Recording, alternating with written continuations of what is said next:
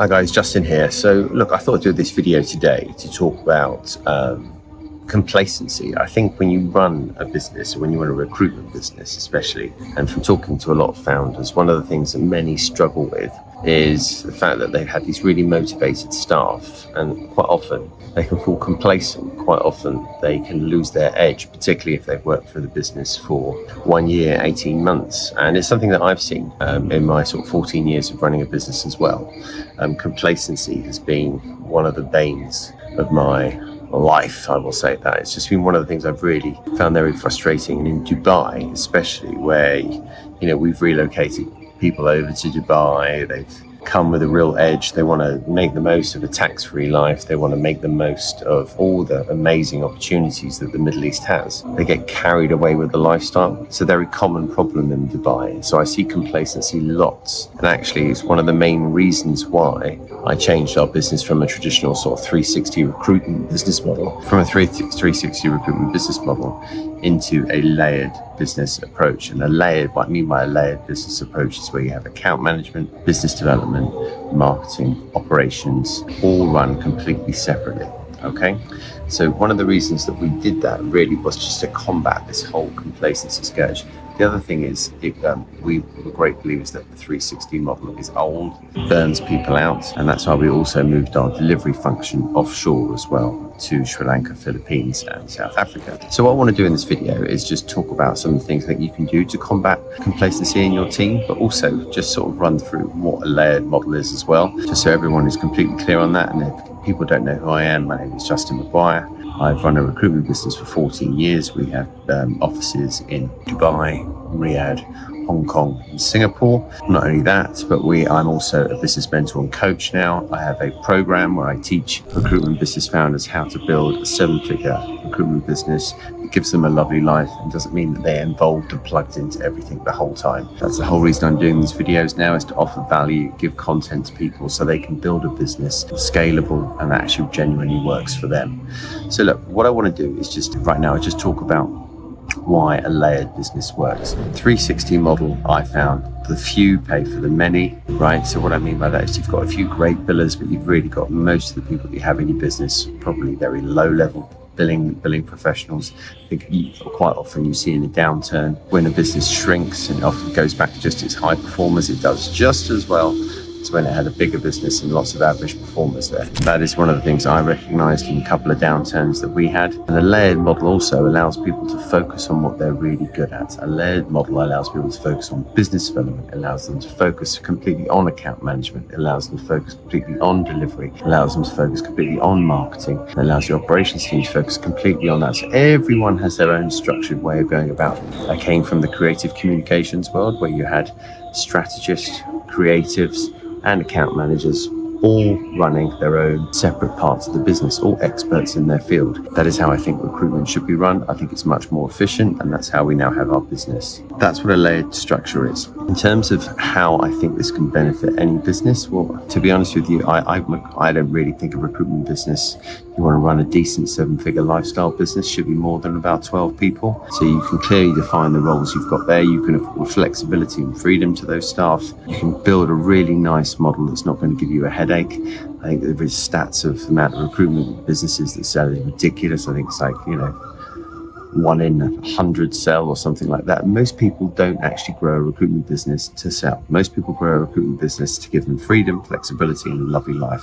What I've done, that's what I teach people to do, and the layered business suits that model perfectly. In terms of identifying complacency in your team, I'm just going to run through a few bits here that I think can really help if you've got complacent staff. First of all, the signs and symptoms of complacent staff are just going to have a decreased amount of productivity. They're going to have a lack of innovation coming from your team members. They're going to be really resistant to any change you put in. They're going to be really resistant to anything that you put into the business that is different. So that's the first telltale signs that you can spot. The other personal sort of anecdotes that you can look out for are the other personal things you can look out for are them calling in sick days, of course, family illnesses, personal problems creeping into work. Those sorts of things they start to become the telltale signs that you've got a complacent member of staff. Of course, if they've been a really good performer within sales and they start to drop off, that's obviously an indicator. Quite often, when I've always hoped for the best, the cynic in me unfortunately has shown that once I see those things start to happen, once I see regular sick days come in, once I see family excuses come in, etc., I'm a patient guy, but when it comes in quite regularly, well, it normally is the telltale sign that someone's becoming complacent, less energized, less enthusiastic about work. So I think what you've got to do if you bump into this, and you could really sort of help out your staff in this instance, you've got to set clear goals and expectations. All right, you've got to have clear, measurable goals for those people. You cannot go into a business. I'm still a big believer in having KPIs in business, no matter what size of your business. You've all got a target to achieve. You've got to make sure that people are hitting that. You've got to make sure reviews happen regularly. Not with you personally, but your middle management team or people that you've appointed to do that. And also, of course, you've also got Slack channels. You've also got tools and technology where people can see. You should clearly be able to see what people are doing, what they're churning out. So make sure that people are hitting their targets. Make sure they're sticking to those targets. Make sure you're not slack on that. Regularly review and update those goals with people, because if you're regularly reviewing, you're regularly in touch with them, you're going to make sure that they are actually achieving them. You're going to be on it more, all right? And I'm not talking about micromanagement. I'm telling you that if you've got those clear expectations and the staff know that you're on top of this, it's going to mean A, you're going to pick up on the complacency quicker, and B, they're going to be less likely to fall complacent because they know that there's a business where these things count, these things matter. The other thing I'm going to say, which might be quite obvious, is you've got to be training and developing your staff continuously. All right, everything is changing in recruitment all the time.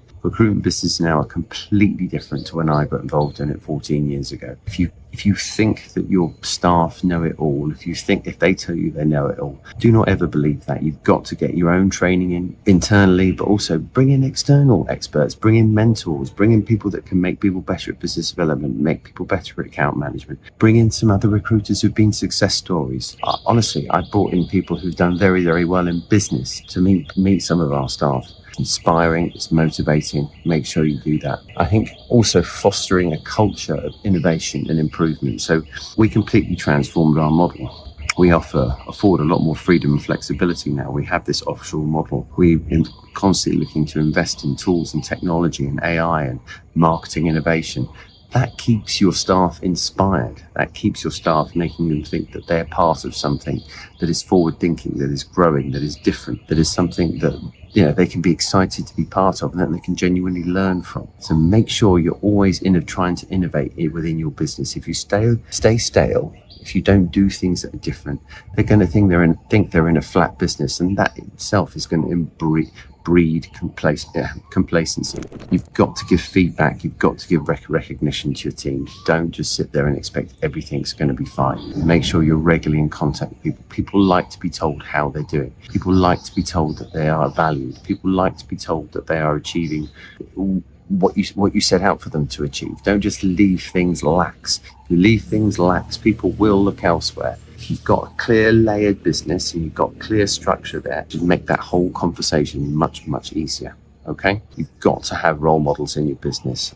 Much like fatherhood, I find, it's not what you say to people, it's how you behave as well. So you've got to make sure that people within the business genuinely are role models, that people that others want to aspire to be.